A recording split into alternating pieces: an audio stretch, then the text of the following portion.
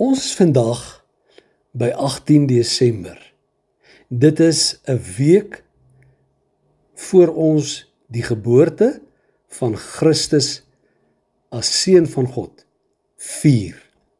Nou ons het alreeds baie oor die redenasies gesels, oor die spesifieke dag wat gebruik word om sy geboorte te vier, maar ons het tot die konklusie gekom, dat iewers tussen Januarie en die einde van Desember is Christus gebore.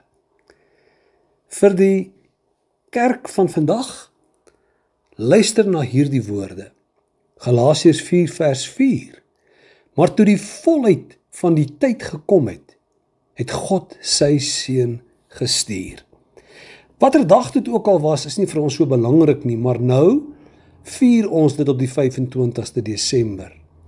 En die volheid van tyd in die Nuwe Testament beteken op God se perfekte tydsberekening, binne sy perfekte tydsberekening.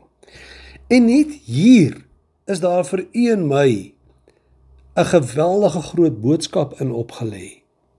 Dat God se perfekte tydsberekening nooit verkeerd kan wees nie. Maar dat ons baie dikwels ons eie tydsberekening met God se wil probeer vergelyk. En dan besef dat ons tydsberekening is dikwels uit. Dikwels is mense baie ongelukkig of selfs verwyte word na die Here toe geswaai, omdat hy nie geantwoord het wanneer en soos hulle gevra het nie. Maar God se tydsberekening is altyd perfek. En daarom maak dit nie saak vandag presies in watter omstandighede jy is nie. Op God se perfekte tyd sal hy by jou stil staan. As jy maar net in geloof op hom sal bly vertrou. As jy maar net in oorgawe jouself aan die Here sal oorgee.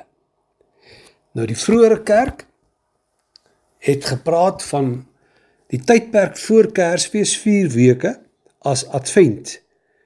Dit is 'n Latynse woord wat kom, aankoms of verskyning beteken. Dit word vertaal in die Griekse woord parousia, wat die Nuwe Testament gebruik vir die koms van Christus. Daarom die 4 weke voor Kersfees, Advent, beteken eintlik die aankoms van iemand belangrik, die begin van iets betekenisvol, die koms van Christus in die verlede, in die hede en in die toekoms.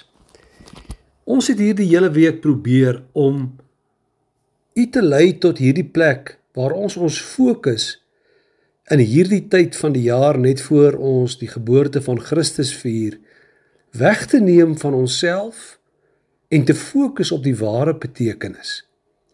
En ja, terwyl dit wonderlik is dat Kersfees gesinne bymekaar bring, families bymekaar bring, is dit ook so dat Kerstyd, die feestydde, vir baie mense wat geliefdes verloor het, 'n eensame tyd voel, 'n tyd van verlatenheid en van hopeloosheid. Maar eintlik is dit net omdat ons dit hier miskyk. Ons behoort nie in die eerste plek net te fokus op 'n bymekaar kom van familie nie, of op ons eie persoonlike omstandighede nie. Dit gaan hier oor die aankoms van iemand belangrik, die begin van die Christelike godsdienst wat sou volg, toe die Seun van God gekom het. Dis 'n betekenisvolle gebeurtenis, wat die verloop van die hele wêreld en die ewigheid kom verander het. Christus is gebore. Nou terwyl die Bybel nie vir ons sê dat ons moet die 4 weke voor Christus op 'n besondere wyse vier nie, het die vroeër kerk en baie Christelike tradisies hierdie laaste week voor die dag wanneer Christus gebore is, gefokus op liefde, die nabyheid van Christus se koms, die gehoorsaamheid en geloof wat uit Maria se lewe uitvolg, en die vervulling van profesie. En ons lees vanmôre ons teksvers, 'n tyd van volheid. En daarom is hierdie dae voor Kersfees eintlik 'n ekko wat simbolies vir ons sê, die skepping hou sy asem op voor die aankoms van die Messias. Ag liewe luisteraar, u weet, in die wêreld is die laaste week voor Kersfees 'n gedruis en 'n gejaag. Dit is die uitsoek van geskenkies en die aankoop van kos en al daardie dinge. Ag, en niks van dit is verkeerd nie. Ons gun elkeen om Kersdag of te vier net soos jy wil, om die dag deur te bring. Maar as ons fokus in hierdie tyd baie skerp kan swaai, na die ware betekenis en die doel en die gevolg van Christus se geboorte, dan maak dit nie regtig saak of ek alleen is op Kersdag nie.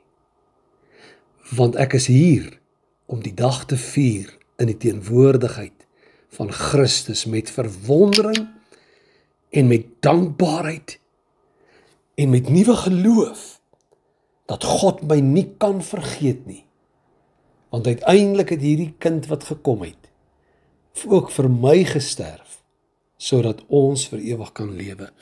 Sal jy tog miskien oorweeg om hierdie laaste week voor Kersfees spesiaal elke dag 'n tydjie uit te sit om te fokus op die ware betekenis van Christus se koms en wat dit vir jou in jou lewe beteken. Luister na die mooi lied.